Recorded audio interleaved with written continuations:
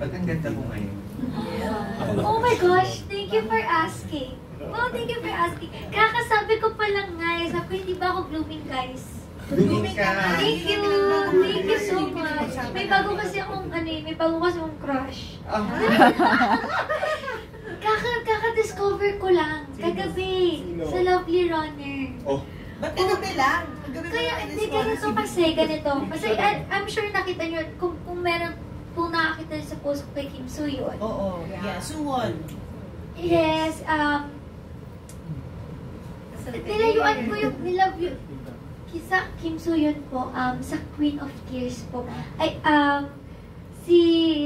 sorry, napunta na tayo sa topic ng K-drama, pero, inilayan ko kasi yung Lovely Runner kasi alam ko mahuhook ako. Alam ko may in love ako dun sa, sa story at saka dun sa bida. So, nilayuan ko siya ng konti. Pero busy ka pa. Oo. Tapos last night, napanood ko siya. Tapos ayan, kilig-kilig ako. So, puyat ka? Yes. Puyat ba ilagay na yan? Puyat po ako. Ka. 5:46 a.m. po ako nakatulog na. Grabe. Okay. Ano na si Kim Soo-yeon? Oo, nakasal ka na. So, yun po. Sorry. Lang, di pa kasi official, hindi niya pa napirmahan eh.